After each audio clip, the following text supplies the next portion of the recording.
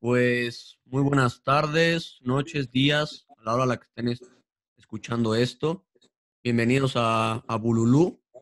Y antes de decirles a nuestros escuchas quién es nuestro invitado de hoy, quiero platicarles una historia.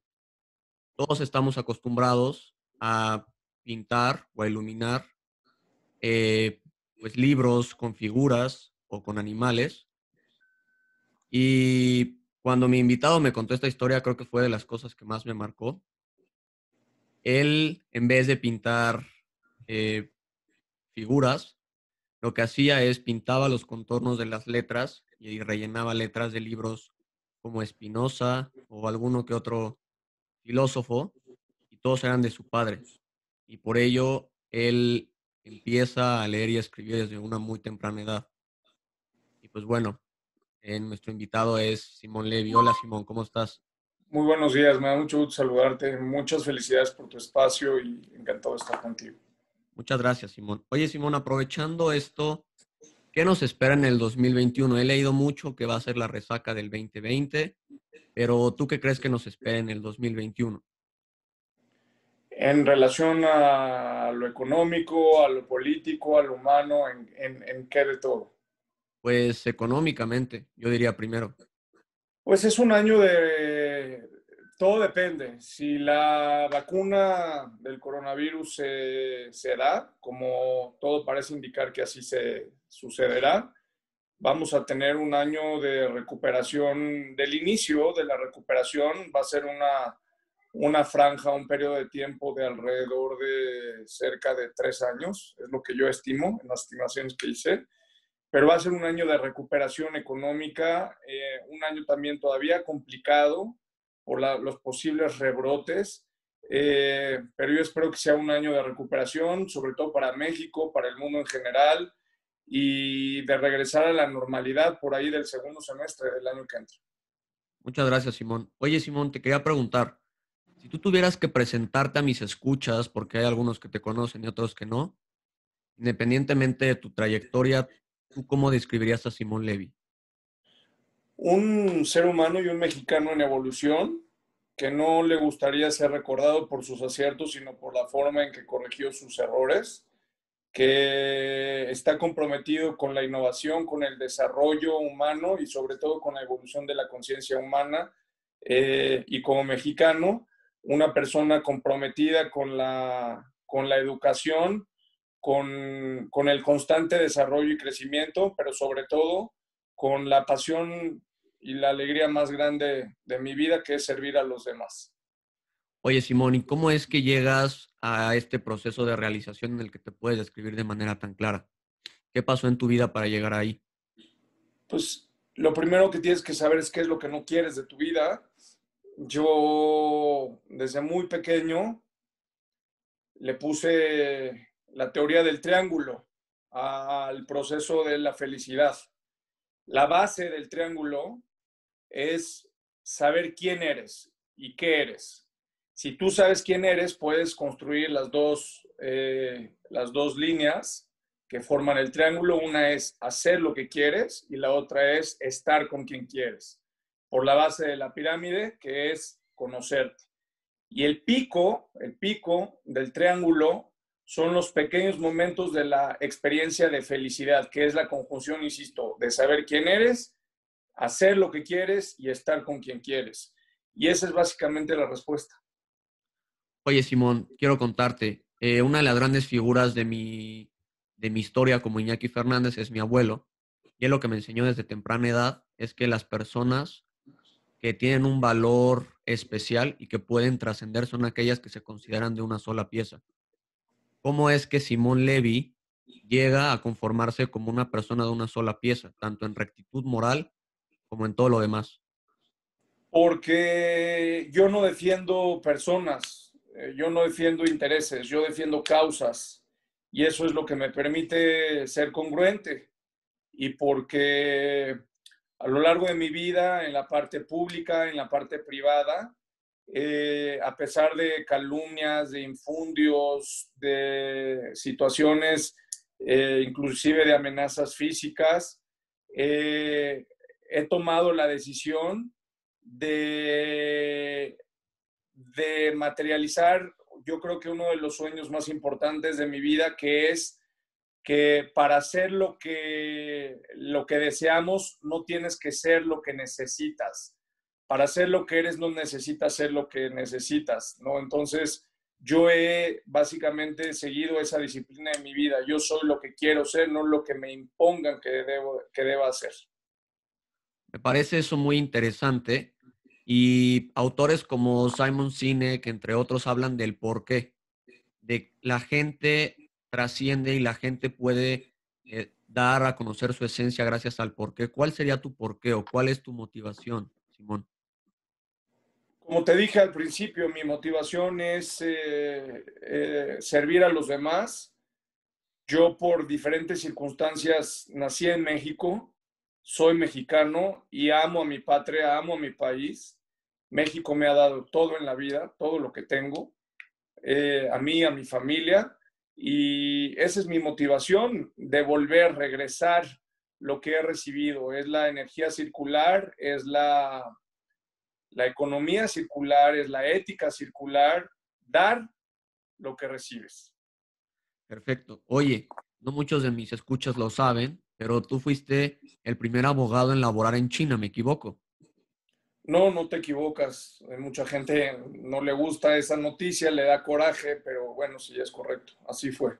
A mí me emociona mucho pensar en ello porque siempre estamos inundados de historias, pues digamos, inspiradoras o de éxito de otros países, pero en México hay muchísimas también. ¿Cómo fue esta transición de ir de la cultura mexicana a llegar a China?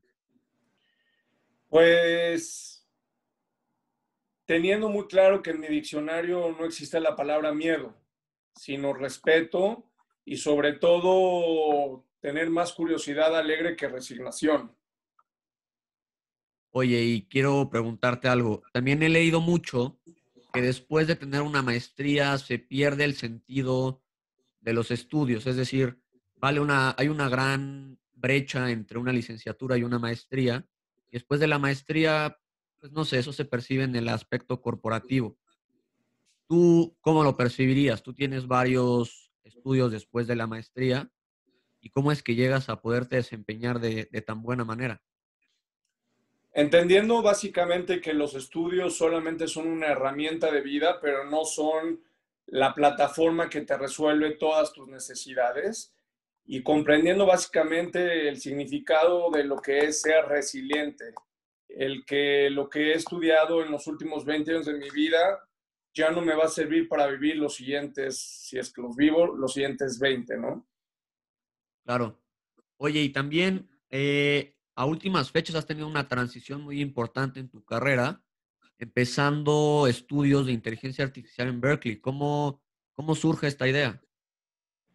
Pues justamente a raíz justamente es eso, de lo que dices, la transformación de mi salida del sector público después de casi 10 años de incursionar en la parte pública. Tomé la decisión de entender cómo construir, insisto, mis siguientes 20 años de mi vida y comprendí la importancia, la trascendencia, insistiendo en lo que te dije al principio, que mi pasión es servir a los demás, entender las nuevas realidades que va a vivir México y el mundo a través de la ciencia de datos y de la inteligencia artificial. Y por esa razón me interesó prepararme, entender el mundo de la inteligencia artificial y por esa razón prácticamente pues dejé todo para volver a ser estudiante. No he dejado de estudiar desde que tengo razón de ser y por esa razón tomé la decisión de aplicar en Berkeley y afortunadamente me aceptaron y estoy haciendo ahora un postdoctorado en inteligencia artificial y ciencia de datos. Qué padre. Oye, también, ¿crees que la formación personal debería estar limitada a solo un campo del conocimiento? Porque siempre se nos dice como chavos que tenemos que estudiar algo y ser muy buenos en ello, y así escoger nuestra carrera y nos vamos a dedicar a eso toda nuestra vida. ¿Crees que eso es algo real u objetivo? Pues era pasado, es decir, antes te tenías que especializar cada vez más en tu materia, pero el problema es que hay materias o carreras que ya no van a existir. o van a transformarse diametralmente en el futuro. Entonces, en el pasado era la especialización y en el futuro es la reinvención. Wow. Oye, y con esto en mente, Simón Levy, ¿cómo se presenta ante la adversidad? Como una persona, insisto, que te digo, no le gusta ser recordado por los aciertos que ha tenido, sino por la manera en que transformó sus errores en oportunidades. Oye, y si tuvieras que plasmar esto en un consejo hacia la juventud, ¿cómo lo harías? Pues atreverse a equivocarse, pero comprendiendo básicamente que la experiencia no es lo que te sucede, sino lo que haces con lo que te sucede. Oye, y no hemos hablado de tu trayectoria profesional, pero si pudieras resumirla, ¿cuáles han sido los pasos más grandes que te han llevado al lugar donde estás? Ser yo, ser, ser honesto, ser congruente y ser valiente. Y sobre esa premisa, ¿cómo es que una persona joven puede construir una idea de rectitud moral ante el mundo en el que vivimos? Porque creo que es un poco complicado de repente distinguir. Mira, yo no sé si hay rectitud moral o no. A mí no me gusta la rectitud, es decir, hablar de moral. A mí lo que me gusta es hablar de congruencia.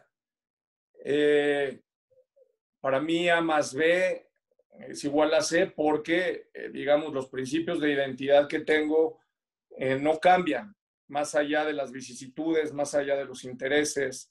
Yo soy una pieza y eso es lo que te podría decir. A mí no me mueve un interés particular, tengo valores muy profundos inculcados desde niño, desde joven, y he tenido muchas adversidades en mi vida. Tuve que trabajar en Tepito desde muy joven, no tenía dinero para pagar mi escuela, mis estudios, trabajé en talleres de coches, trabajé en mercados públicos, y eso me hizo entender el valor del dinero, no como fin, sino como medio, pero sobre todo me hizo entender el valor de las personas y tantos errores que he cometido como persona. Mi intención no ha sido detenerme en ellos, sino aprender de ellos. Oye, y otra cosa muy importante, como jóvenes, ¿cómo podemos ayudar a México? ¿Cuál debe ser nuestro pensamiento primario? Porque creo que ahorita tenemos la idea de que un startup y ganar dinero y después ese dinero regresarlo es la forma de ayudar a la sociedad, pero yo no concuerdo con eso. ¿Tú qué dirías? Cada quien tiene su forma de ser feliz, cada quien tiene su forma de realizarse, cada quien tiene su forma de materializar sus objetivos. Todo es válido, nada es más bueno que otra cosa. Te insisto en la pirámide, el triángulo de la felicidad. En la medida que, ¿qué es lo que tiene que hacer cada mexicano? Identificar rápidamente lo que quiere hacer de su vida, lo que quiere hacer con su vida, y ojalá que eso sirva para socializar los beneficios hacia otras personas. Pero no hay leyes establecidas, no hay reglas fijas. Lo importante es ser uno mismo. Claro. Oye, y también dando un poco de vuelta a la trayectoria personal, tú has escrito varios libros. ¿Nos puedas contar un poco de alguno? Pues uno de mis favoritos es mi novela, se llama Neo Now. Neo en latín nuevo y Now es el barco de China. Es la historia, es una historia real, una historia novelada de un soldado español que existió, Miguel de Loarca, que acompañó a Miguel López de Legazpi y Andrés Urdaneta en la aventura de reconquistar Filipinas en 1564-65 y en una misión secreta del reinado español después de reconquistar Filipinas, desviarse hacia China para conquistar y evangelizar China. Y todo esto se utilizó por medio de este soldado español, novohispano, que va narrando de manera epistolar, es decir, en cartas que le escribe él a su mujer, en las travesías en el barco, en la nao, y se viven ahí muchas aventuras, historias, y estas cartas las encuentran 5 tuiteros en el año 2012 en diferentes museos, uno en Madrid, otro en Lisboa, otro en Brasil y otro en México. Y se conocen por las redes sociales, y estos jóvenes reconstruyen la historia de Miguel de Loarca a través de las redes sociales, y descubriendo por qué fue tan importante México en la unión entre Europa y Asia en 1565, por cómo lo es ahora también esa importancia de México en el siglo XXI. Pues muy interesante. Y justo en libros como Outliers de Malcolm Gladwell hablan de la carga que tiene atrás un outlier, una persona de alto rendimiento, una persona que trasciende. ¿Cuál crees que fue para ti, independientemente de tu persona, esa carga o ese apoyo por parte de tus padres que te permitieron la emancipación intelectual o racional que tienes hoy en día? Resolver mis necesidades materiales. ¿Dirías que solo fue eso? No, y mi espíritu de superación. Claro, justo para todos los que nos escuchan, yo creo que nutrir el espíritu y nutrir ciertos pensamientos a veces nos ayudan a convertirnos en personas que se van a desempeñar de una manera diferente a las demás, porque no estamos pretendiendo cubrir o llenar algún espacio y creo que eso es muy importante para todos. Y justo también quiero que Simón les hable sobre cuál es el siguiente paso que tienes en tu carrera, Simón. ¿Qué es lo que ahora te emociona de, de, de todo lo que está pasando en tu vida? Primero, terminar mis estudios en inteligencia artificial, pero sobre todo lo que más me emociona ahora es ver crecer a mi familia. Dediqué los pasados 20 años de mi vida en formarme como persona, y ahora es momento de formar y de ver crecer a mi familia. Ya cuando no estás solo, te das cuenta la importancia de ser ejemplo y de llevar a la realidad tus valores, tus principios. Y para mí lo más importante es eso, es ver desarrollar positivamente a mi familia, y en lo profesional ser parte de la solución de una nueva era. Y vamos a ver para qué nos da esto. Muchas personas me han preguntado que si voy a volver a la vida pública, y yo insisto en que tener un cargo público es una herramienta, pero servir a los demás no requiere de un cargo público. Esa es parte de la congruencia. Eh, yo creo que me van a ver más como emprendedor de nueva cuenta, como una persona que va a servir desde el sector académico y como una persona que va a estar muy cerca de los jóvenes, ayudándoles a salir adelante.